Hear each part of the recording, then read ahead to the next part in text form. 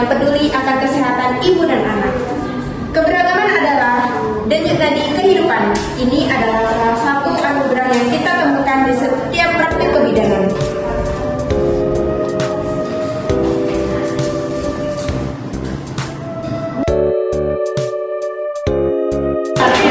Pagi ibu-ibu.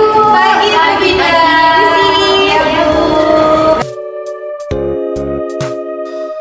Dalam profesi kebidanan, kita tidak hanya mengandalkan pengetahuan medis dan keterampilan teknis saja. Ada satu fondasi krusial yang mengikat semuanya, seperti moralitas, terlebih lagi di lingkungan multikultur. Moralitas membimbing kita untuk melayani tidak hanya dengan terampil, tetapi juga dengan hati yang tulus, menghormati setiap individu dan merangkul setiap perbedaan.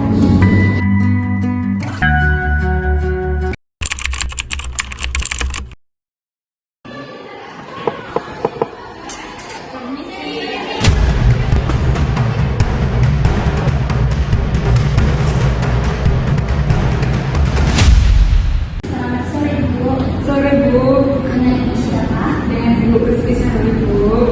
Kehamilan anak berapa Bu? Pertama Bu, Apa keluhannya? jadi selama kemudian anak butuh aku lagi dari Bu. Bu Sefina, saya agak kesulitan tadi memahami kondisi ibu. Jadi beliau bilang perutnya sakit seperti digigit hantu air. Saya jadi bingung bagaimana mencatat keluhannya secara medis. Mungkin itu keluhan lokal mereka. Mungkin maksudnya nyeri melilit atau karam perut. Kita perlu peka terhadap metafora budaya mereka, Bu Nadia. Jadi, hambatan komunikasi adalah tantangan nyata, isyarat non verbal, idiom, bahkan cara untuk mengungkapkan rasa sakit bisa sangat berbeda. Dan jika tidak diatasi, ini akan berujung pada diagnosis yang tidak akurat dan ketidakpercayaan fisik. Misi Bu. Silakan.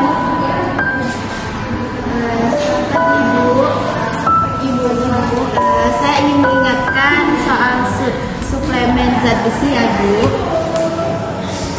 Maaf ya Bu sebelumnya, tapi kalau menurut tradisi kami itu zat besi dianggap panas bagi tubuh ya Bu. Kami khawatir Devi merasa tidak nyaman dengan itu Bu. Saya paham, tapi zat besi ini sangat penting untuk mencegah anemia. Itu bisa bantu ibu tetap kuat dan bayi ibu berkembang dengan sehat. Kalau gitu gimana cara minumnya Bu supaya tidak terlalu panas? Kita bisa menyarankan ibu buat mengkonsumsi sesudah makan, dan juga ibu harus menghindari mengkonsumsi kopi maupun teh. Jika ada keluhan yang lainnya nanti bisa kita sesuaikan lagi ya Bu. Oke, baiklah Bu, akan kami coba ya nanti. Makasih penjelasannya ya Bu ya. Permisi ya Bu. Sulit sekali ya Bu meyakini Bu Devi ini dengan keluarganya mengenai suplemen zat besi ini, karena keluarga mereka itu terlalu meyakini pantangan adat mereka. Benar sekali Bu. Kita dihadapkan dengan berbagai macam adat dan kebiasaan di daerah mereka. Jadi kita sebenarnya juga harus memiliki cara bagaimana kita mengatasi hal tersebut tanpa mengorbankan keselamatan ibu atau anak.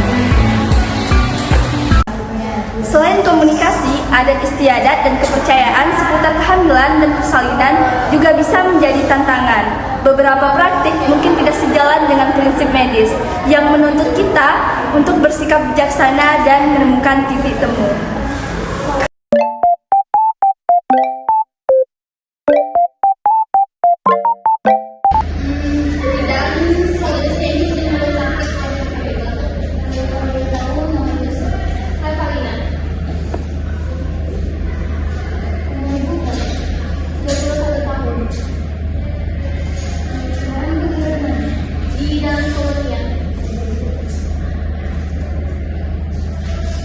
Ini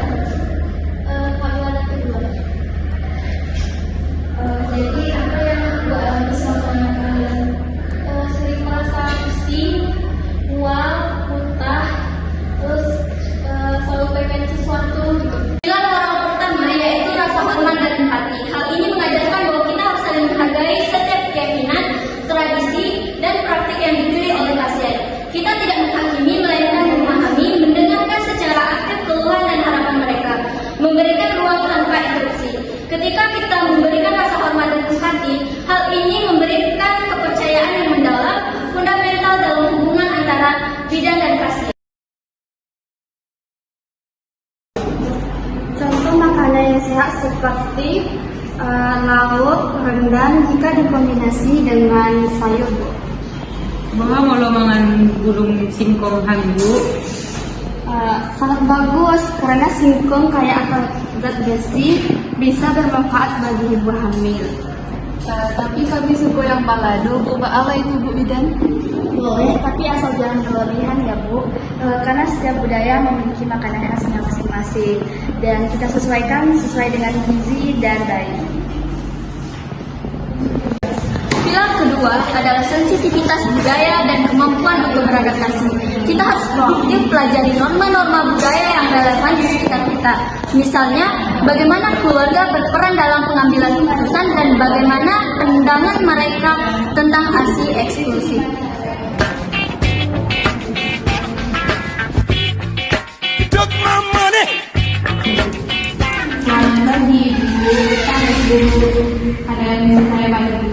Jadi begini Bu, kami mohon bisa melahirkan di rumah saja karena jauh dari fasilitas kesehatan. Saya mengerti keinginan ibu dan keluarga, tapi demi keselamatan ibu dan bayi lebih baik dilakukan di fasilitas medis. Tapi saya takut Bu, dengan kami jauh dan alat transportasinya juga lumayan susah. Baik Bu, kami akan membantu koordinasi kendaraan posyandu. Ini demi menghindari risiko komplikasi. Saya tetap ingin yang terbaik untuk ibu dan bayi ibu. Kalau begitu kami pertimbangkan lagi ya Bu. Terima kasih atas penjelasannya dengan baik. Sama-sama. Yang selanjutnya adalah pilar ketiga adalah integritas dan keadilan. Integritas berarti kita selalu bertindak sesuai kode etik profesi dan standar medis, tanpa kompromi dengan siapapun. Keselamatan pasien adalah prioritas kami. Yang kedua, keadilan. Keadilan adalah berarti semua pasien tanpa memandang suku, agama, status sosial, atau tingkat pendidikan harus menerima pelayanan yang sama. Jangan pernah ada diskriminasi dalam praktik kebidanan. Terima kasih atas waktunya yang telah diluangkan Dr. Syahira. Saya ingin mendiskusikan tentang kondisi Ibu Cynthia, yang dimana Ibu Cynthia ini sedang hamil. Ibu Cynthia mengalami kekurangan gizi, tapi ada pantangan budaya yang membuat beliau enggan untuk mengonsumsi makanan tertentu. Memang penting untuk memahami kondisi medis dan juga latar belakang budayanya. Kita harus cari alternatif yang tetap aman secara medis. Saya bisa bantu buatkan menu bergizi yang sesuai dengan kebiasaan makan Ibu Cynthia. Kita sesuaikan agar tetap memenuhi kebutuhan nutrisi ibu dan janinnya. Dan saya akan mendampingi Bu Cynthia setiap kunjungannya dan bantu menjelaskan agar beliau dan keluarganya paham pentingnya asupan gizi ini. Terima kasih semuanya, kolaborasi ini sangat berarti untuk ibu dan janinnya. Sebagai bidan, kita juga memiliki tanggung jawab moral untuk mengadvokasi pasien, terutama bagi mereka yang rentan. Ini juga termasuk bekerja sama dengan dokter, ahli gizi, bahkan tokoh masyarakat untuk mencari solusi terbaik.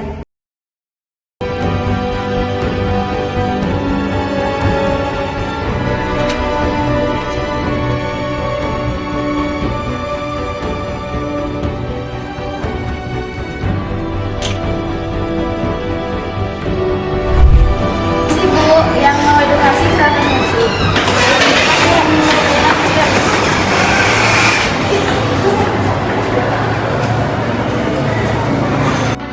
Ininya satu ya. Apa? Yang tapi nggak apa-apa nggak sih kalau beda HP? Nanti bikin jalan. This isn't the end.